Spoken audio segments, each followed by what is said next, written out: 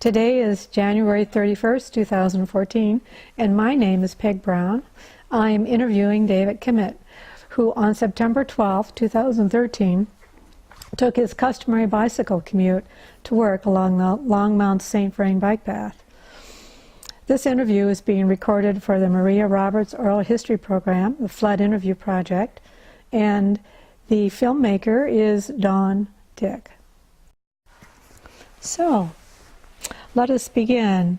Let's start with where you were born. Oh, I was born in a small little hole in the ground. I was born in Denver, Colorado, 1972, February 18th. And how did you make your way to Prospect and in Longmont? My family came by covered wagon, and we went to many different places. I grew up in Denver and Littleton, and then at one point my wife and I met actually in rural South Georgia. We were volunteers with Habitat for Humanity for a year. We ended up building more than just houses. We built a house of love, and we came back to Colorado. And then we moved, we stayed in Denver for a few years, moved to Canyon City, not incarcerated, but just moved to Canyon City because I had family down there. And then we decided after a few years down there, we wanted to move back to the Denver metro area to be closer to most of my family. And we just happened upon Prospect. It was actually a neighborhood I had studied in graduate school in the urban planning context, and I never thought I'd live there. And lo and behold, we ended up moving into it, and so that eventually brought me to my fateful day of commuting to work. Okay, and can you describe your family for us? Sure. I have my wife, Erin, and two kids, Michaela, age 11, and Quinn, age 7. Okay, thank you. I think I'd like you to tell us a little bit about your company, Echo Enclose, before we start. Right. Eco Enclose is the world's largest manufacturer of packaging products. No, it's we're trying. It's a somewhat of a specialty packaging products. We're trying to be a one-stop source for recycled, degradable, biodegradable packaging of whatever type, be it corrugated boxes, polymailers, bags, papers of different types. Even void fill, shipping supplies, whatever it might be. That's what we do. So it's kind of a niche market, but we're moderately successful. So yeah, it's doing okay. And would you describe your location, because I know that's important in the story. So if you would describe for people where you're located, where your office is located, your warehouse. So we are. Physically, our address is 1611 Vista View Drive, Longmont, Colorado, 80504. Google that and buy from us now. Anyway, we we are 5 miles east of downtown Longmont, approximately, just off of Highway 119, just outside of the Longmont city limits in Weld County. So we are slightly east of the end of the St. Vrain bike path in Sandstone Ranch, or I should say the former St. Vrain Greenway bike path in Sandstone Ranch, which was the method by which I would commute to work on a daily basis. Thank you. That's a great description. So it's Thursday, September 12th, and could you describe your daily commute to work and what happened on that day? Sure. In detail. In detail. So typically, my bike ride would be, it's approximately a 7-mile bike ride. And so I would leave from home, and we're about a mile from the Left-Hand Creek bike path. So I would ride through a neighborhood called Southmore and then access the Left-Hand Creek bike path, which itself would connect to the St. Vrain Greenway, and that it follows the course of the St. Vrain River, the St. Vrain Creek, easterly to Sandstone Ranch, and then from that point, then I kind of ascend the bluff, the mesa that's above the St. Vrain River, and continue easterly to the location of Eco Enclose. So that would be the typical bike ride. And it would take you usually how long to do that? Typically it would take, if I really, really hustled, I could do it in 25 minutes. I think one time when I was really in dire need to make it somewhere, I made it with a tailwind in 22. But usually 30 it would take. And that's giving a minute to look back at the mountains pretty much every day. Stop and go, oh, so pretty. So anyway, typically it would take 30 minutes. Okay, so you get on your bike in Prospect, and you, is it raining? It was, yeah, it was raining, I'm the postal carrier of bike commuters. Come rain, come snow, come dark of night, I'll ride. And so it was raining. But this was more than ordinary rain. As anyone who lives in Colorado knows, raining more than a couple of hours is rare. So it had been raining for 2 or 3 days by that time, and especially in the mountains to the west of Longmont. But I had ridden to work the day before and come back home, and then September 12th, a Thursday, I think that was a Thursday, it was time to go to work. So I got on my bike and rode my normal route through the Southmore neighborhood to access the left-hand bike path. And when I got there, when I got to Missouri Avenue, just to the west of South Main Street in Longmont, that's when I realized things were strange, because there was already by that time there was a lot of people driving really slow, just taking a look at things. And so then I crossed over Missouri, and I mean, there before me is the left-hand creek, which at this time of year, September, is typically 5 feet wide, a foot deep, and flowing at probably less than a cubic foot per minute. I mean, just barely moving. And it was a monster. It was probably, I don't know, 50 feet wide, and I can only guess 15 feet deep. And so it was flooded because the bike path is a descent basically onto the riverbank, where the bike path normally goes. And this is fortunately, or fortunate for Longmont and for the neighborhood, was 2 months after the city had completed the rechannelization effort to expand the channel in case the 500-year flood came. So I could only imagine what would have happened otherwise. Anyway, so at that time, 7-ish in the morning, there was no access to the left-hand path. And what did the channel sound like? Oh, the sound of the water? Well, it sounded like, because we used to live in Canyon City, it sounded like the Arkansas River would sound like during the peak water stage. And it looked like it was approximately the size of what the Arkansas River would, which is, for those who don't know, a real river. I mean, a much bigger river flowing through Canyon City during, say, the end of May. So loud, and it looks like a river that you'd like to go whitewater rafting on. Except this is Left-Hand Creek, which is typically a river that you can cool your ankles off in. Did you see anything floating in the water? At that time, no, I didn't see anything floating, anything major. There was nothing. There wasn't like a car or anything like that floating down the river.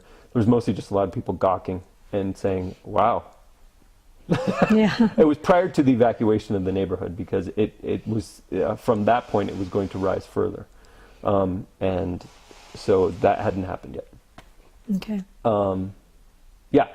So so obviously I'm not going there, but I still was like, in hindsight, everything is much more apparent that this was not the wisest choice to go to work that day. But I mean, nobody knew how big things were going to be, how much of an onslaught of water it was going to be unleashed. So I just thought, well, I'll just find a different way to get to work. So instead of going on the left-hand creek path, an alternate route, which I would take sometimes, is to take Quail Road east to 119th Street. And so I did that, and that was fine. There was no problems. It was just like it would be if it rained any other time. There was no standing water even. So I rode easterly on Quail till 119th Street, turned north onto 119th Street to get onto the St. Vrain bike path that way, because at the intersection of Quicksilver Road and 119th Street is where the St. Vrain path comes back into an area where I could access it. So I thought, okay, so I'll do that. So I got onto the St. Vrain bike path or greenway and rode easterly along that, and paralleling Quicksilver Road, and that was fine. There was no problems other than seeing the pasture on the north side of Quicksilver, where there's usually a lot of horses. The horses were all congregating much closer to the fence, which I assume meant that the St. Vrain was big, but I hadn't seen the St. Vrain yet. So I didn't know exactly how big it was. I just could tell that the fields were really muddy where the horses were, and there was pockets of it that had standing water in it. And so then I rode east past the farmhouse that's there, and then got to the point where the greenway descends underneath County Line Road, Weld County Road 1, and then continues in the Longmont open space on the east side of County Line Road. And so when I went down there, as soon as I went down, it was flooded in that tunnel by probably 2 feet of water, which didn't surprise me a ton. But it was the beginning of seeing a bit more flooding than what I had expected. So at that point, I went through. I was able to ride through. I didn't have to walk through. It was deep, but not deep enough that I couldn't ride, and I knew what the surface was like there underneath it. So I didn't have a lot of trepidation going into it. So I rode, and it wasn't flowing. It was just standing water. So I rode through it, and then you ascend out of that and get back onto the level of the ground. And when I was coming through it and I ascended, I passed by a river otter. So this is where I saw, and we're nowhere near where the St. Vrain is. At this point, the St. Vrain Greenway is separated from St. Vrain Creek by probably a half of a mile. And so there's a river otter where normally it's just dry land. It's a farm field. Or an old farm field / gravel pit. And there's this river otter with a fish. And so there's a fish that he fished out of the bike path where I was, half mile from the river, which was incomprehensible and kind of cute. And so I took a video of it with my iPhone. Anyway, I thought that was kind of humorous. And then I continued on my way and rode. And it was fine for a while until I got closer, and the rain started picking up again by this time, so it was raining much, much harder. I recall that. And the bike path, the greenway through that open space, it's the biggest open area, the most beautiful part of the greenway, in my opinion. I suppose both ends.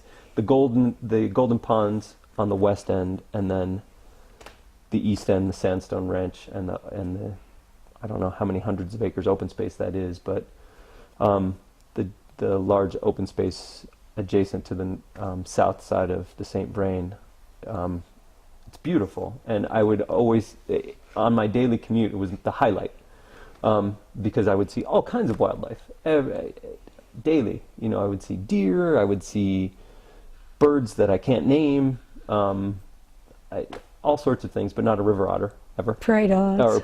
And prairie dogs, and it was just the most serene, peaceful part of the ride, and with beautiful views of the mountains when you look westerly, or beautiful views of of the cottonwoods along the river. And anyway, so that day, those former gravel pits, because that's what that whole open area is former gravel pits, were really filling with water.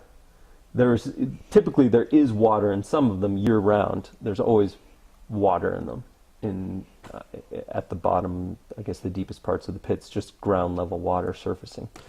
But on this day, on September 12th, there was much more water. And then I got to a point where the greenway it stops going easterly and makes a sharp left turn heading north towards Sandstone Ranch.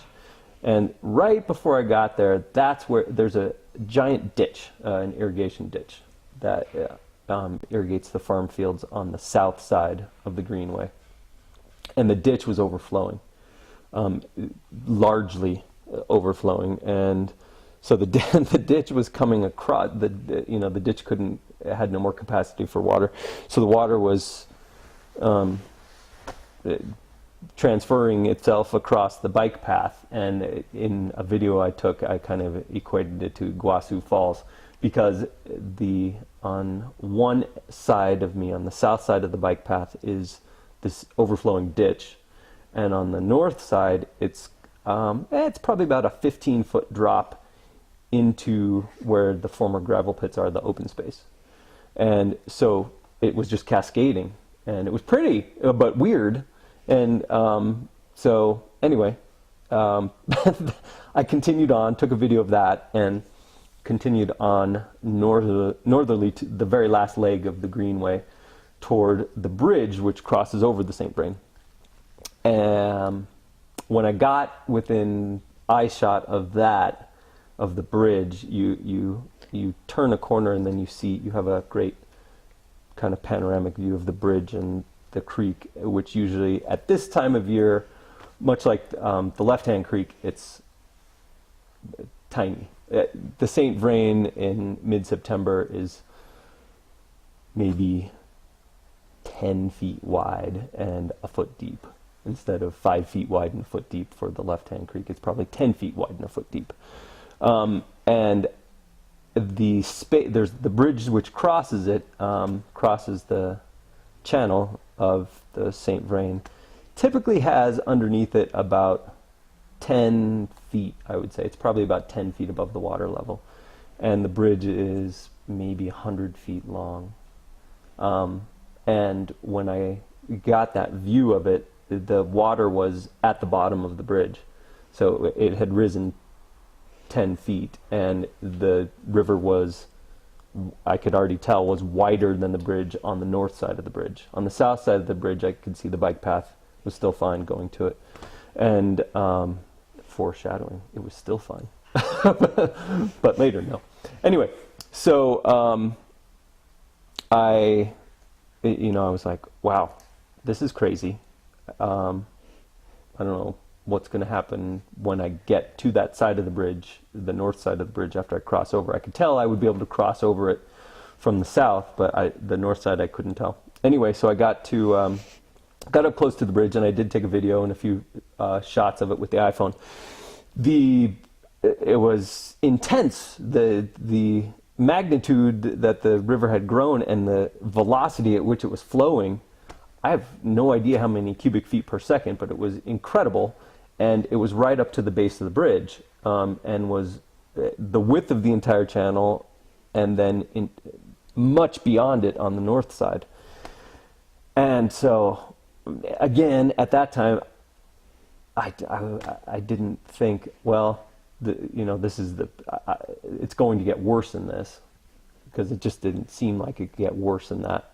But it was still raining, and so I crossed over the bridge. And when I got to the other side of it, the path continues into toward the original ranch house, the Coffin family ranch house there, and there's a irrigation pond and such there. Anyway, that space between the bridge and the house and the irrigation pond right adjacent to the house is about probably 1,000 feet.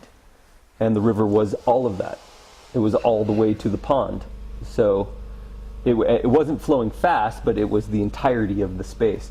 And so I got over the bridge, and I was like, well, I got to make it across this somehow, because to go back, I had no idea what I'd be going back to. So I was like, well, I guess I'll just go. And the river, this new part of the St. Vrain was not flowing much. It was just mostly just standing water. It was not like I was in an undertow or being swept away in a current. It was just there. And it was about waist deep. So I couldn't ride, so I carried my bike and I walked through it until I got to where I knew the bike path was. I rode, eventually I was able to actually ride when the water was maybe about 2 feet deep. And then I rode. 2 feet? Yeah, 2 feet deep. Because it was up to my waist, which, you know, I'm about 7 feet tall, so it was about, up to my waist would be like 3 feet deep, say. And so at 2 feet deep, I was able to ride. And I knew where the path was, so I was just riding where I knew in my mind the path was. Did you feel any fear when you were at that point? No, not at that time. I didn't feel fear. It was just more awe. Yeah, it was just like, this is incredible. Yeah. This is absolutely unbelievable. And I took another shot looking back toward what I had trudged through, just because it was like, wow, this is crazy how wide the river is and how the pond and the river had connected. So then I rode to work. You know, I went, everything's uphill, so I just rode up. I didn't even dare try. Usually I would take the dirt path. There's a dirt, you can either go right or left. So you can go east or slightly west, and then eventually they both meet up. And usually I would take the dirt path because I'm on my mountain bike. I'm like, oh, it's the more, I guess, challenging and fun way to go. But that day I was like, no, it's going to not be a good way to go. So I didn't, and I just took the road up to the east side of Sandstone Ranch Park, and then got onto Skyway Drive, and it brings me over to our warehouse on Vista View Drive. And so that was fine. There was no problems on the roads there. And then when I got here, the ride took usually, like I would say, a half hour is my usual commute. And it was about an hour. It's about an hour it took me to get here. When I got here, the warehouse itself, there was no water inside, so that was fine. But the walls on the east side and the north side were saturated. And so it was definitely musty in here. It hadn't affected the cardboard at all because everything's off the ground and was away from the wall. But the concrete block itself was wet, and you could see it. So that was interesting to see that the water had penetrated all the way through the walls, just because of how the driving force of it with the wind pushing up against it. So I was here that day, and we had a couple of employees, and I called them just to make sure they're all right, and it was, don't come in. And so they did not come in. But the Postal Service and UPS both picked up that day, much to my surprise. So I was here for a reason, making commerce operate. Anyway, so the Postal Service showed up at their normal time at like noonish, and UPS came its normal time, 5, did their pickup, and I was surprised by both, and the postal carrier and the UPS driver had some great stories about how they got around places. And of course I was glued to the news. I had on via my computer the radio, and was listening to what was going on and watching video on occasion on the TV news about situations. And my wife was worried, and my mom was worried, and my mother-in-law was worried, and my dad was worried. My father-in-law was worried. Because were you worried? I wasn't. Actually, I wasn't worried. I was like, I mean, I guess it's just it's part of my nature that I don't get overly stressed about situations. I get stressed maybe about things that are I shouldn't get stressed about, but things that maybe I should get stressed about, I don't. But it's okay, because I guess it's helpful and that sort of thing. It didn't really. I wasn't stressed. I'll be fine. I'll make it. I made it here. There'll be ways home. I'd heard about the roads that were closed, because I knew there was many roads closed. Although information that's on that same token, information was not verifiable because you heard things about it on the news or from the driver or from whoever I spoke to on the phone when people would contact me or write me an email. This road is closed, and then you'd hear it wasn't closed or whatever. Mm-hmm. But eventually, more and more roads were closed, and Longmont, as we know, became an island.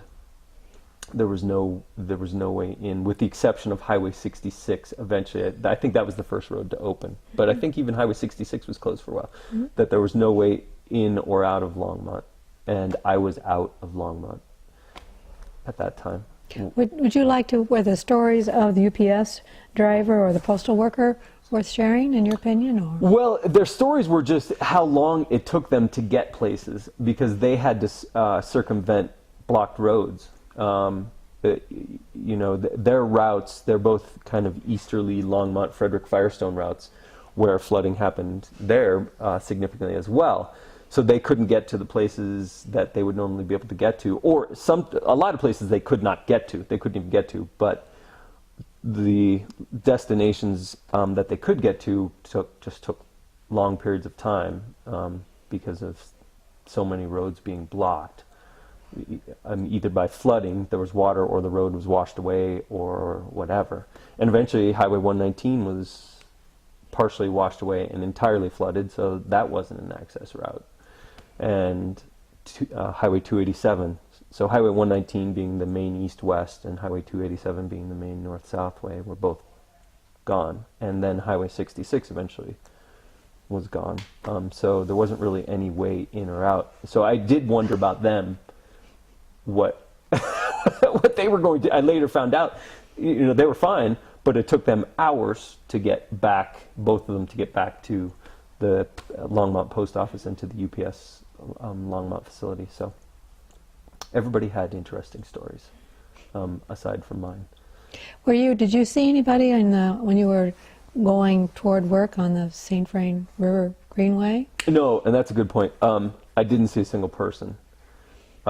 There was which is not atypical. I mean, that time of morning, in September, I would see, in that time of morning, I would see runners, an occasional, what I would see, I take that back, what I would see is usually I would pass the same two people doing their morning commute going into Longmont. And I didn't see either of them. Going my direction, I usually don't see anyone other than, there's a few people who are out running for recreation or whatever. But I saw no one. Would you say it's safe to say then you were probably one of the last people to actually bike on the St. Vrain pathway before a lot of it was destroyed? I would say at that time I didn't realize that, but after experiencing what I experienced along it, which was it wasn't particularly accessible then, unless you were really driven to get to where you're going. It wasn't particularly the easiest route to ride on then. It wasn't. I didn't feel endangered until I got really. I mean, even then, I didn't feel endangered. I didn't feel like, I guess, a sense of the magnitude of the flooding situation overall. Even that first seeing the Left-Hand Creek flooding, it didn't faze me very much until I saw the St. Vrain, because Left-Hand Creek is a tributary of the St. Vrain. And so when I saw the St. Vrain, that's when I really realized, wow, this is big. And so afterwards, I probably was the last person. I would say I was the last person to see it, that there wasn't anyone else after me before it was washed away. I forgot about one story that you just made me recall something. Good. So when I came out of, on my way into work, and I had carried my bike through that expanded St. Vrain Creek up toward the ranch house, the Sandstone Ranch House, that's also the headquarters of Longmont Parks and Open Space. And there was a guy there, a Longmont Parks and Open Space employee. And because they had a lot going on that day. and they, yeah, that would be an understatement. They had a lot going on that day. Really, all their bike paths were destroyed. Anyway, he was on his radio, and I didn't see him until I got up there because he was under a tree, but he had been watching me the whole time. And so I saw him, and he said, "That was quite a ride, I bet." And I was like, "Yeah, that was interesting." He said, he had seen me with my iPhone, so he said, "So did you get some photos and video?" And I said, "Yeah, I did." He said, "Somebody's going to want that." And I didn't know who, but you. Yes. Anyway, so that's it. I mean, he was just like, "Yeah, that's." We'd had a 30-second conversation, and he was like, "Yeah, that was pretty intense." He said, and he was like, "Yeah, pretty intense, pretty intense." And then I don't know, after that, he probably had to go put up signs saying things are blocked. Maybe after I went through, he was going to put up a sign because there was no signs. That was another thing. There wasn't at that time any like road closed signs or bike path closed signs or whatever. There was no sign saying things were closed. So I just was finding my way to work. Anyway, so that's a sidebar. Going back to what you're saying, did I see anybody on my way into work? And I didn't. Yeah. So you're at work, and you probably haven't had a lot to eat all day. No, not yet. And you're deciding how to get home. Right. Correct. Right. I bring plenty of food. Okay. So I had my food, my provisions. I was well stocked for the day. Now, if I had to stay here the night, I had contemplated that. What if I can't get out of here because I don't have that much food? Then I guess I eat some corrugated. I don't know. learn how to digest cellulose. So yeah, I had enough food for that day. So yeah, it was time to go. UPS did their pickup, which is at that point, if things are not busy, which somewhat fortuitously, it was not a crazy busy day because if it's busy, sometimes I have to stay late. Although had it been busy, I probably would have still been like, I just gotta leave. But it was, UPS came, I left. It was about, did you say 5 o'clock? 5. 5. Yep, it was 5. And so normally my commute going home is the same, a half hour. And so I called up my wife and said, "If you don't see me again." No, I wasn't like that. I wasn't worried. I really wasn't worried. I was just like, well, all right, I'm going to come home now. And I got some... Okay. Should we continue? We're closing this part of the interview. Oop.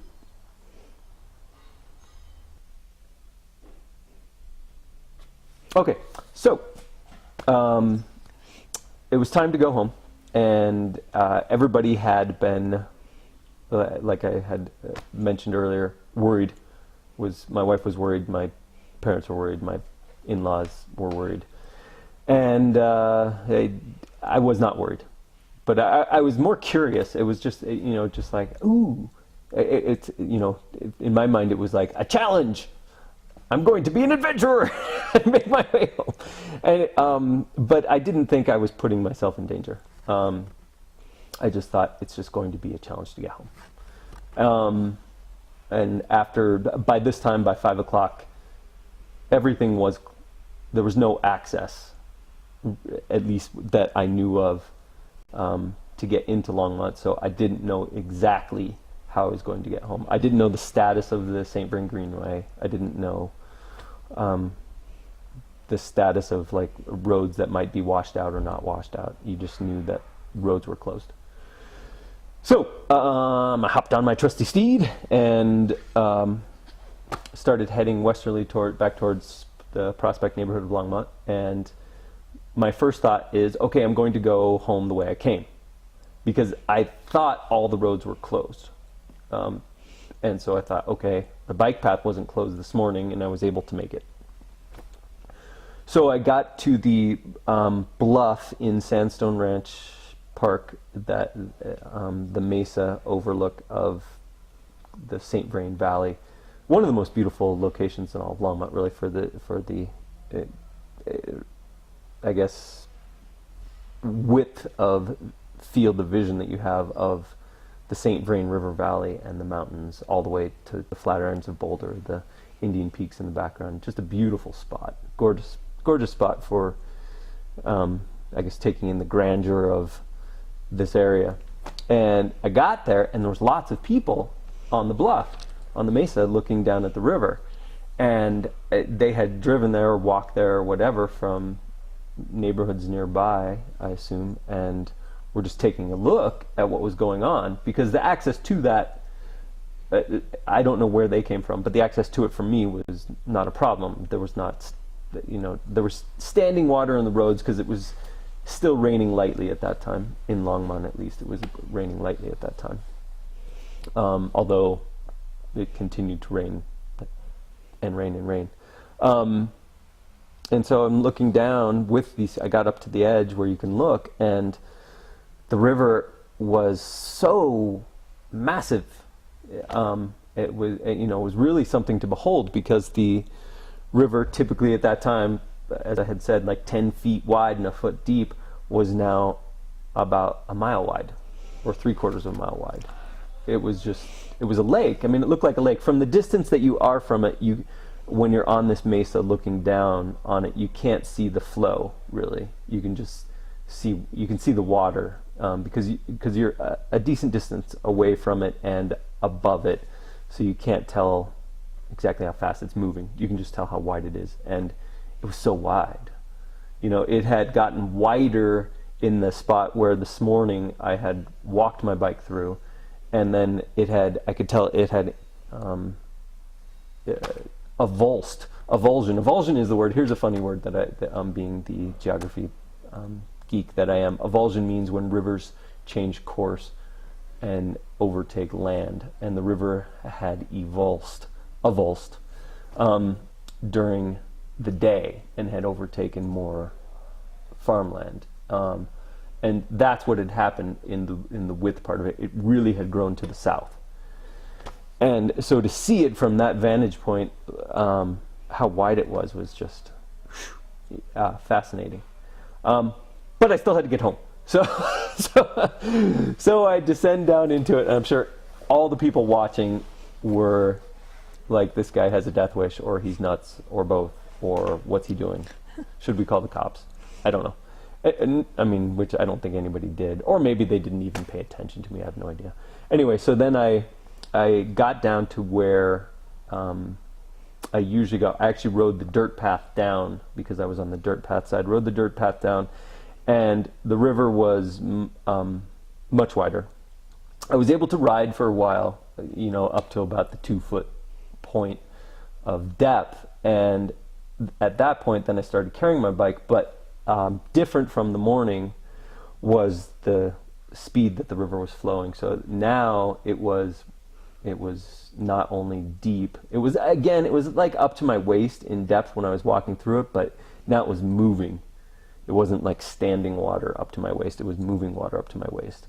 And there was at least one I can particularly recall, massive tree that had been washed into this new area of the river, because normally this is just dry land. This is the kind of the old farmstead of the ranch, and there was this huge tree, maybe the diameter of it would have been like 3 feet. I mean, it was a big tree, 2 to 3 feet, I suppose. Giant tree that had been torn out at somewhere and then washed to there, and I don't know where it is now, if it continued to move down river or whatever.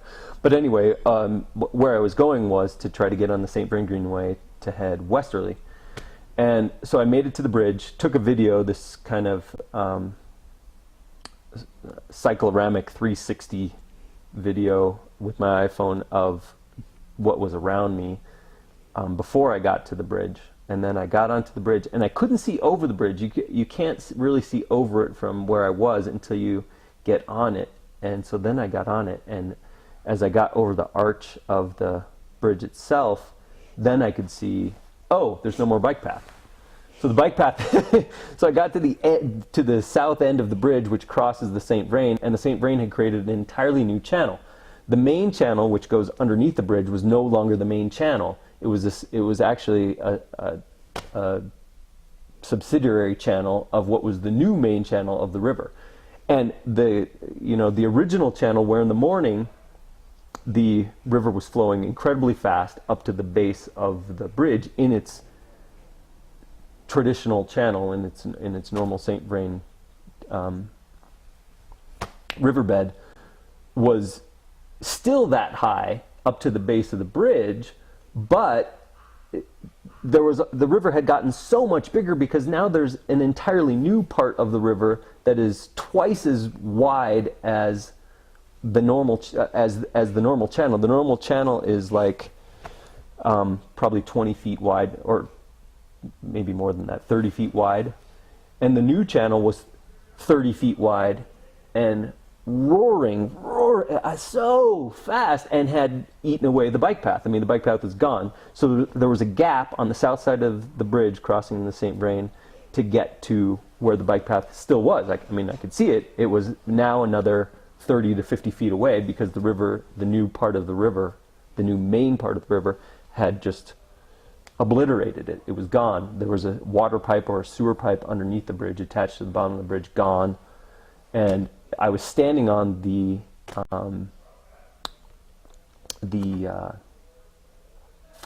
bridge abutment, which holds up one end of the bridge. There's one on either end of the bridge, and it was moving. And I was like, this is not where I need to be. I need to leave now. I did take a couple photos with my phone and videos, and then I just hightailed it the other way to get off the bridge because I was like, this isn't going to be here. And there was obviously no way I was crossing that way anyway. So I went back through where I just came and carried my bike through that expanded part of the river towards the ranch house. And then was like, okay, I guess I'll go try Highway 119. So then I got on one. I have one question sure. for you. How far was the water from the ranch house?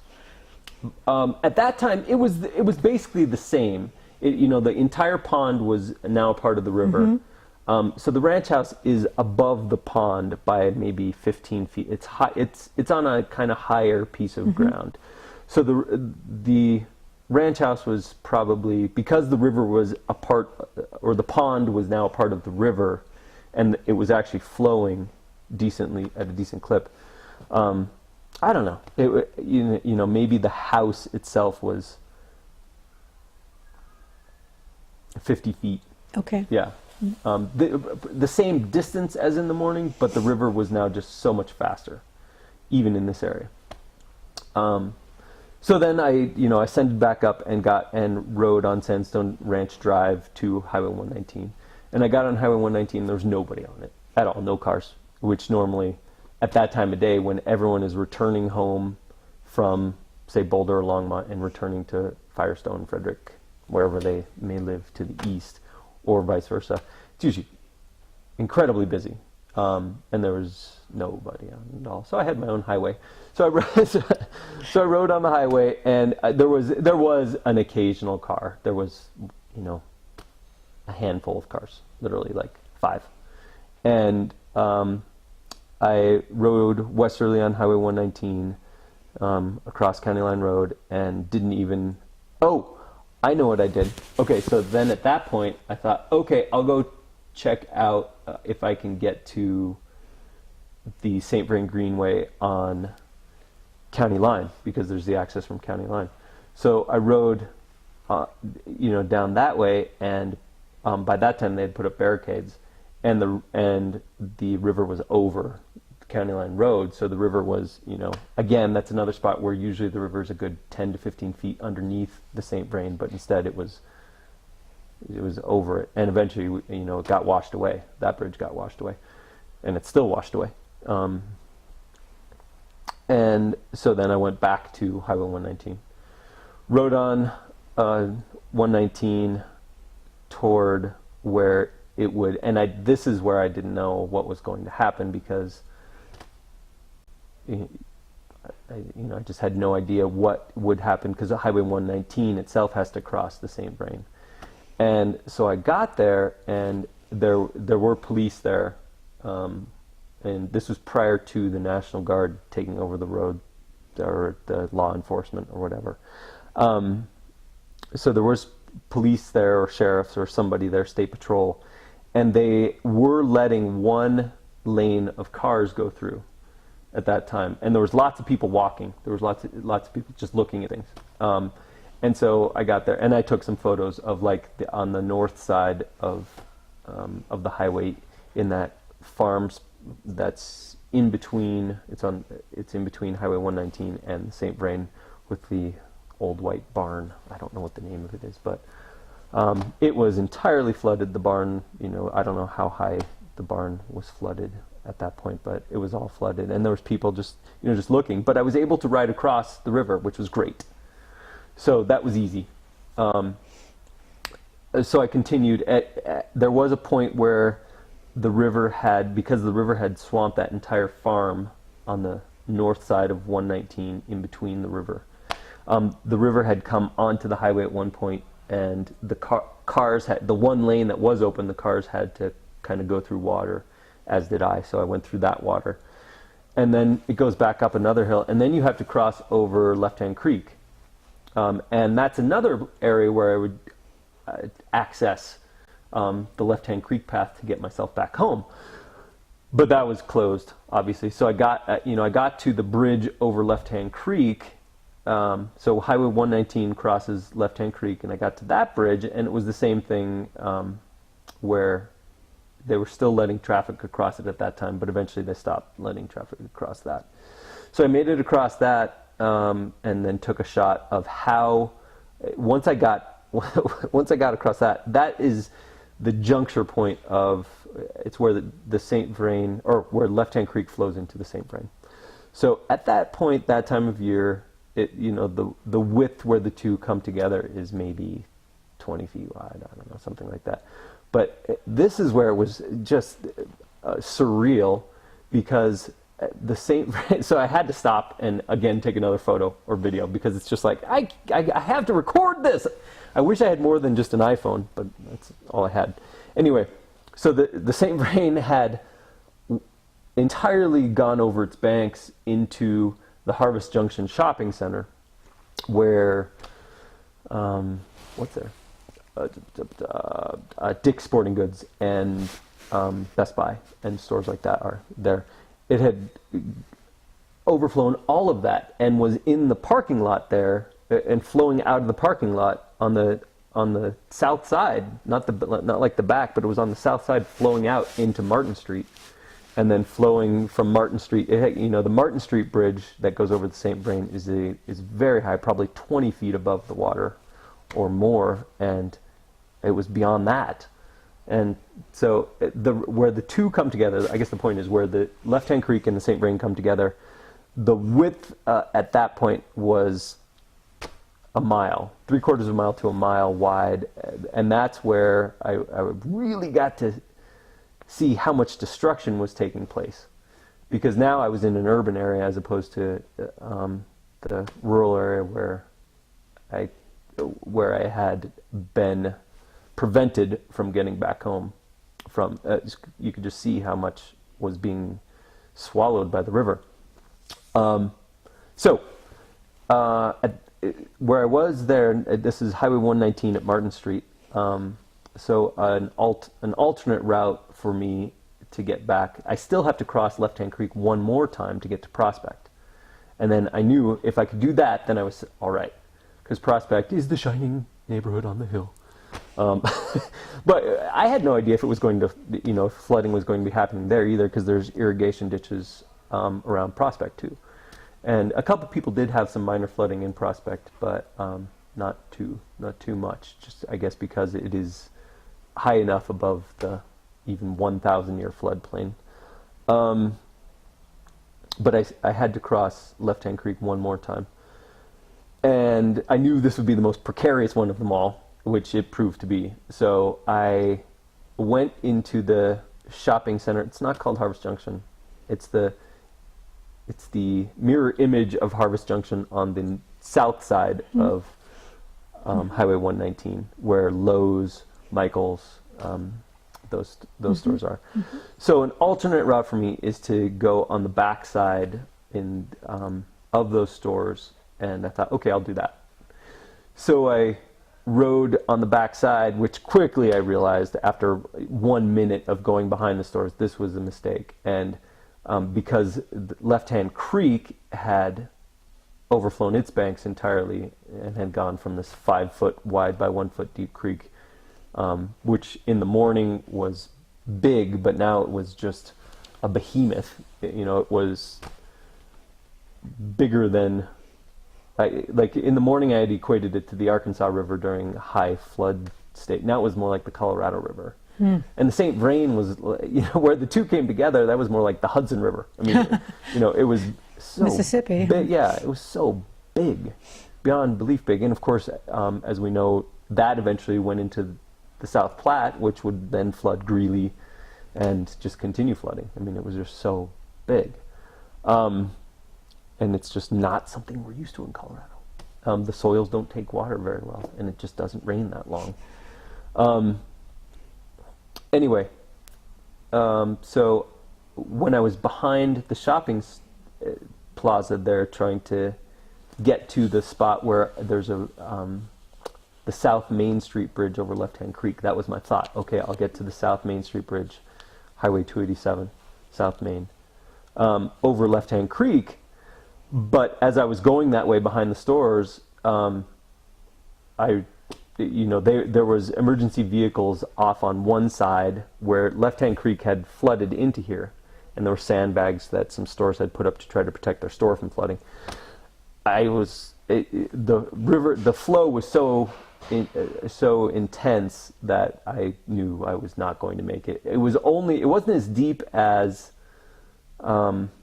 it was about up to my waist. It was the depth when I stopped. But the flow was definitely taking me toward, because it was carrying me. It was starting to carry me, and it was taking me toward the creek channel itself. And I was like, "This is good." Okay, so then I got out of there and went back and got onto. Oh, I just went through the parking lot. What I ended up doing was going through the main parking lot instead, where the water was much. It was more like just pooled. And I rode through that, but all the stores were closed, obviously. Were there cars in the parking lot? No. There was a couple cars I'm trying to use, because everything was closed. There was no way to drive anywhere, really.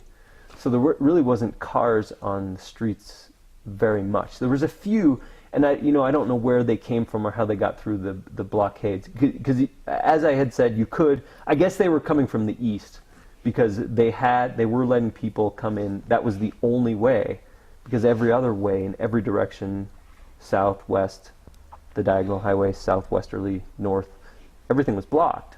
But there was that one lane at that time that they were still letting, or they had re-let people in maybe on an emergency basis. I don't know why it was open. I had heard it was closed, but I made it. So I rode through the parking lot, and then got on to an access street, Emory Street, which makes a curve into 287 South Main. Got there, and South Main was closed, though 287 was closed, so I couldn't ride there. And by that time, the National Guard was there, and they were blocking everything.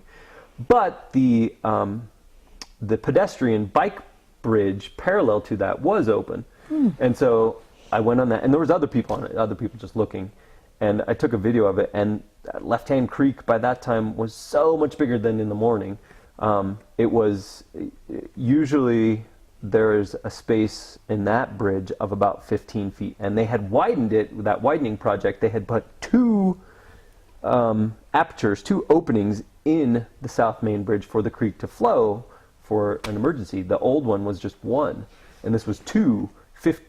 Each of which are probably 15 feet wide and 15 feet high. It was full almost to the top. There was only about a foot of space between the top of the water, as well as the third opening, which is the bike path that I would usually go through. The water was just flowing so fast. you know, I don't know, 5,000 cubic feet a second, just incredible. And all the people who were on the bridge were just like, oh. Everybody, you could just stand there, just look at it, and be mesmerized, and just stand and stand. But I did have to get home. But I made it. I made it across the last basic obstacle to get home, and rode home, and that was a 2.5 hour ride. Probably a half hour of which was looking at things. So a normal half hour ride took 2 hours of riding. And you must have been soaked. Oh yeah, I was wet. Completely soaked. Yeah, I'm sure your completely family was very glad. Yeah, to they were glad I made it. I guess no, they weren't. They were glad I made it, and so I made it home, and then the kind of wanton destruction of everything was just beginning. I mean, that's when everything really, it became more intense. Even though the rain started to subside, the actual intensity of the water flow grew and kept augmenting more and more, and more, more bridges were washed out, everything. And that night we just stayed there. And then the next day, Friday, there was no way to make it to work. So I'm not that much of a workaholic that I called a helicopter. Anyway. Yeah. And so the next day, so Friday you went Right. out, on Friday the 13th. Yeah. You went out on your bike, you went running, is that correct? Yeah, we just wanted to, well, I'm not certain, I'm not 100% certain if it was Friday, or it must have been Friday. It had to have been Friday. I don't think it was Saturday. I don't think I waited 2 days. I think it was, although they did want people to stay inside all day. I don't recall if it was Friday or Saturday. I'm not positive. But the rain had stopped. And so, yeah, that next day... I think it was Saturday then, probably. Yeah, it must have been Saturday. Because I think Friday, nobody could do anything. I think we were just... everybody was kind of, like, by martial law, bound into your house. I think you're right. Yeah. So that was Friday. And, I got home and I got to hear the stories of my family. This was on Thursday when I got home. They had gone to Creekside Park that day just to go see that. So they walked over to Creekside Park nearby, which is where Left Hand Creek flows through. And Left Hand Creek was, they said, probably a 1/4 mile wide, and was flowing over the top of Pike Road, not just like up to it, but was over Pike Road, and just carrying trees with it. And so they got to see that and tell me that story. So that was really interesting. And then, like you said, Friday, I think you're right, everything was just locked down. And then Saturday, the next day, was more of, I just need to get out and see what's going on. So I did go on a run with my iPhone to go see what was going on with different parts of the city. And so when I went out, first place I went to was Creekside Park, and you could see the water by that time had dropped. Water levels were starting to go back down, but that's what lets you see the extent of damages. And people in that neighborhood had much more serious flooding in their basements because they're much closer to the creek at a lower elevation. So there was all kinds of flood removal, abatement, mold abatement trucks, whatever, all over, fleets of them. And the National Guard had checkpoints everywhere to pass over roads, and most roads were closed. They were just like local access only sort of things. But being on on foot, I could go to most places. So after that, the main part that I went, after going through the Creekside neighborhood and the Watersong neighborhood, where they had a lot of flooding problems, the next place I wanted to go to was to see our friends at Olin Farms, because their farm is adjacent to Left Hand Creek. And I got there, and they had suffered definitely some flooding, but they were okay. Their house was okay because their house was high up enough that it was okay. But they did have they did lose some fields, and they lost all of their outdoor. They have like outdoor classroom areas and stuff, and that was all entirely washed away. And Left Hand Creek had made an entirely new course, so that was interesting for Mark and Kana Olin, definitely. Then from that point, I wanted to go to check out my daughter's gym. And so, which is on Sunset, her gymnastics gym, which is on Sunset and Boston. So I ran over there, and on my way there, there was the scenes of the destruction of the Left Hand Creek bike path, which was gone. Left Hand Creek bike path under Hover was annihilated, gone, and it made it to Sunset and approximately Nelson, where the National Guard had set up another block because Sunset was closed. But they let me through on foot. So I went through on foot, and that's when I came across the comical scene. Okay. We'll stop here. Okay. For a minute. Take Sure. a little break. This is terrific. You're just, you're very articulate, and you're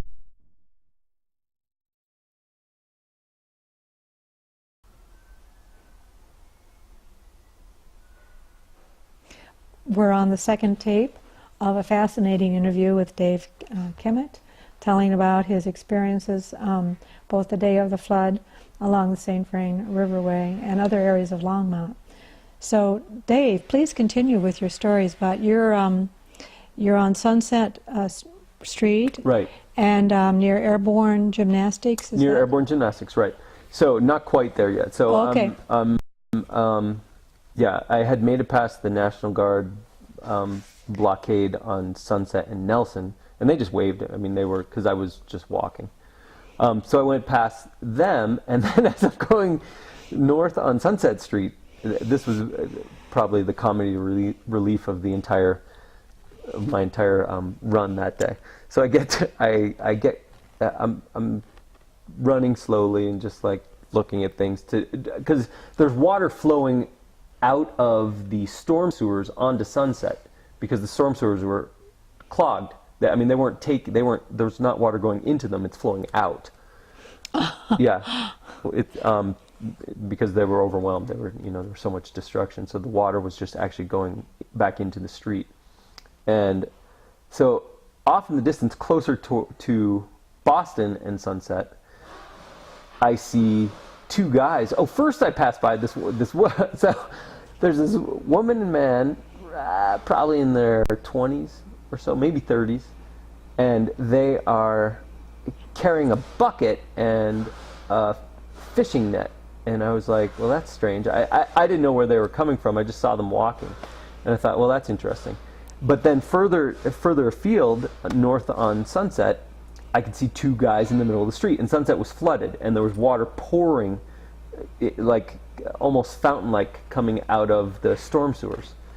And these two guys had fishing nets, and they were fishing in the middle of Sunset Street, catching fish with fishing nets coming out of the storm sewers, because the fish, evidently from the St. Vrain, had gotten caught in the storm sewer system, which was flowing backward and was sending out water and apparently aquatic animals into the street. So these guys, and I was like, no way, this is great. And they're there wearing their camo and and had their waders on, and they're wading into Sunset. And I got a couple photos of them doing it, and I should have interviewed them. I mean, I really thought about it. I just want to talk to these guys. But I did talk to them for a minute.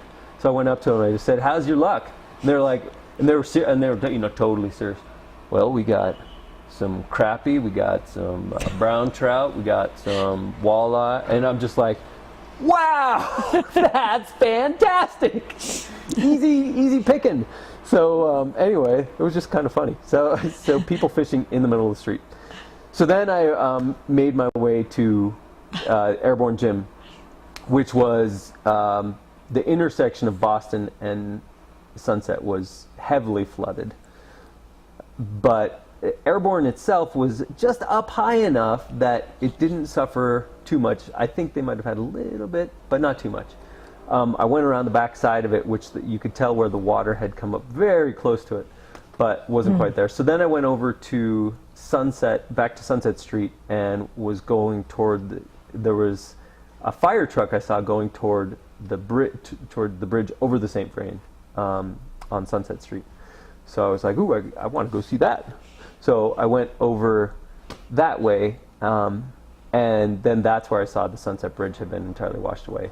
And it's an older bridge that was, again, like most of them about 15 feet above the river, but it was gone. You literally could not see any parts of it? Or was it just smashed in the water? No, it was actually gone. It wasn't even just like collapsed or smashed into the water. There was nothing there. It was washed away somewhere. And the river was so big, because the left-hand creek had gone down by that time, but the St. Vrain had not gone down. The St. Vrain was as big, basically, I guess, as it had been. And it was just such a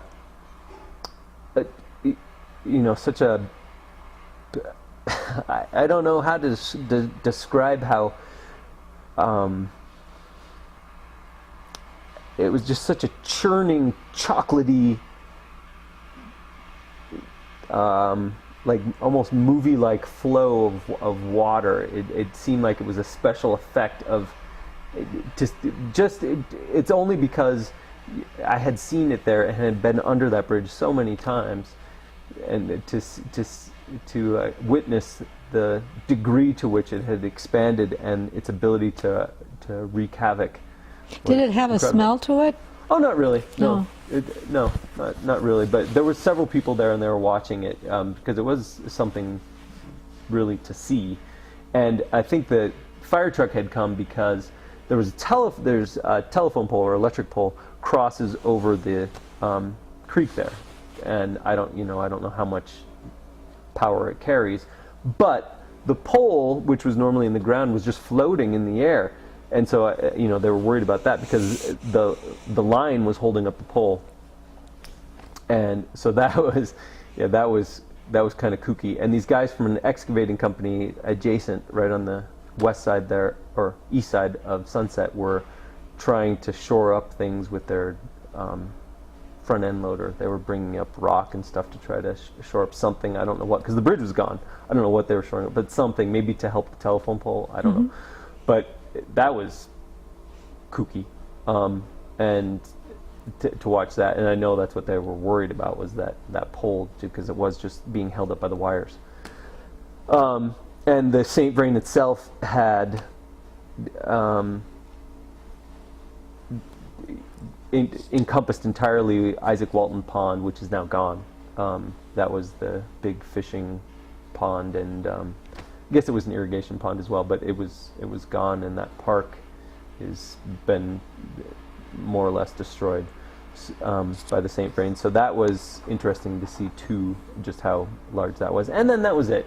Then I went home. From that point, I had been gone a while. My main objective was just to see what was going on at the gym, because the kids go there and wanted to see how it was, and see how the farm was, Olin Farms, and so it was time to go home. So I got home, and then by this time Saturday, the rain had stopped entirely, and I got a nice sunset over the St. Vrain, but it was the scope to which Longmont had been affected by this natural disaster was, now becoming apparent. Yes.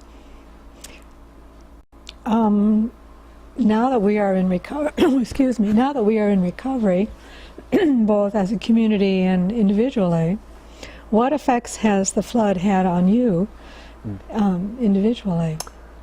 Individually, I can't take my submarine to work anymore, and I used to take that all the time.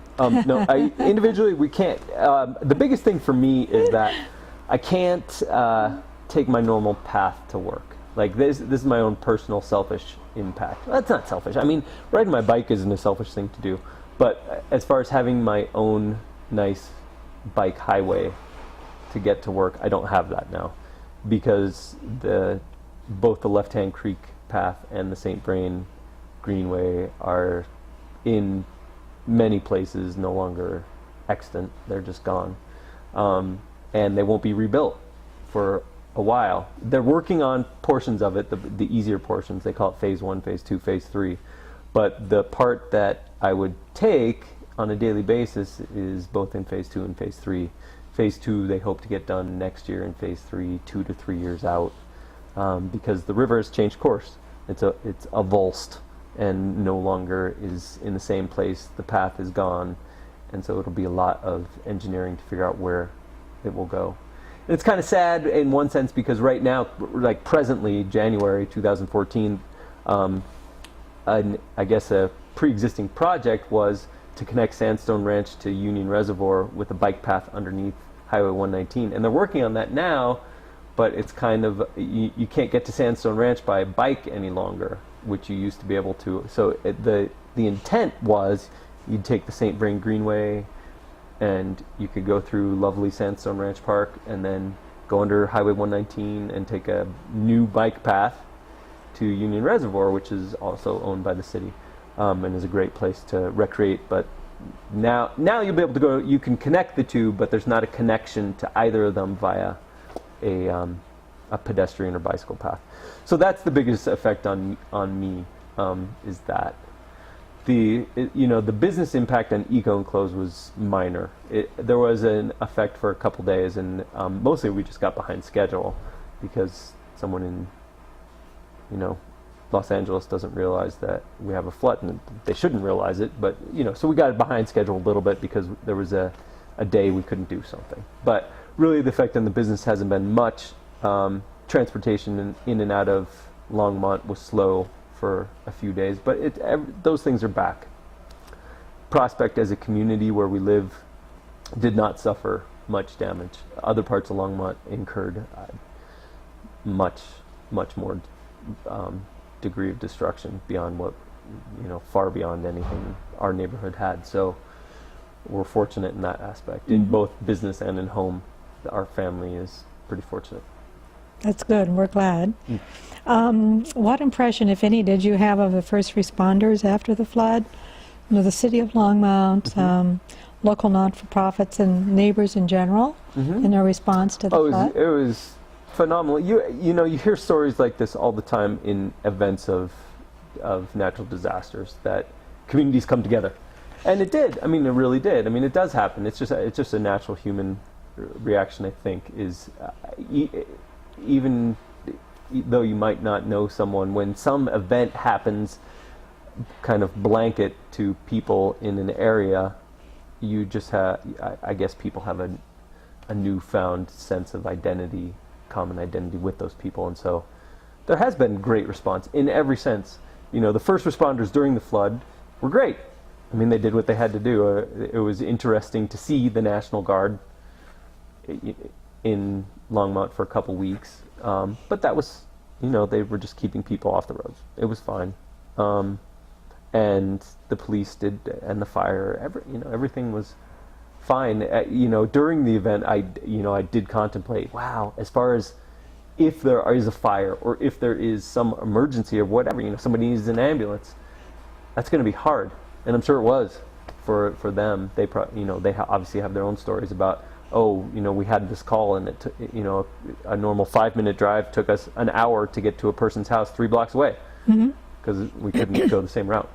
But anyway, it was great, and there was the city's reaction has been what it is. I mean, I think the last estimate I saw of total monetary encumbrance upon Longmont was $152 million of damage just on the city's infrastructure.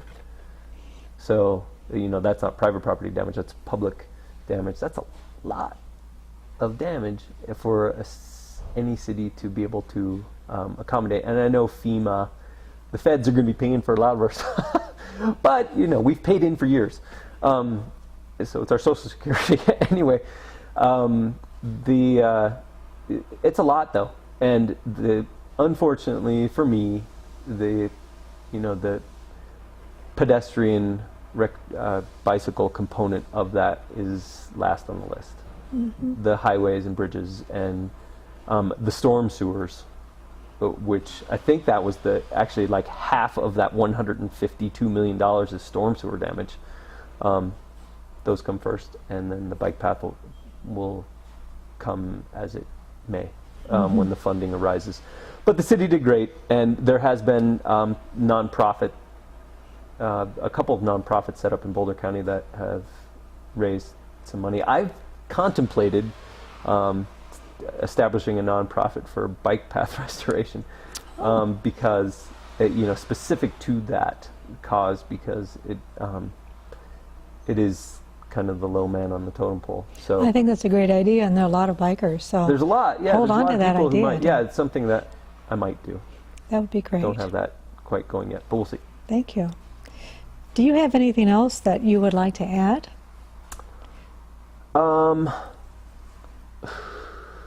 Don't ride through floods. Don't do what Yeah. you did. We are professionals. We've practiced dangerous things many times in these 42 years. Please don't try this at home. It's like the warning before before MythBusters. Yeah, don't do as I do. But that said, I would do the same thing again. But I do have many moons of biking, so I feel safe. But I don't have anything to add. Longmont's a great place to live. There's a lot of great things about it. I don't like the cold in the winter, but aside from that, there's a lot of great things about Longmont. And the community is strong. As they would say in the State of the Union, the state of the city is strong. It really is. I don't see, long term, I don't really foresee it affecting Longmont really at all. It is one of those kind of proverbial blips on the radar. It was a big event, and it's something people always remember. Where were you when this happened? But it's at the same time, it's not like the demise of Longmont by any means, or Boulder County, or Colorado. We have a healthy population who likes enjoying the outdoors and who will demand it upon the leadership that things get done, and so eventually they will. It's not gonna fall into disrepair. So yeah, it's all's good. Good. Thank you very much for a fascinating and interesting interview. Thanks. Best to you. Thanks for having this. Thanks for the project.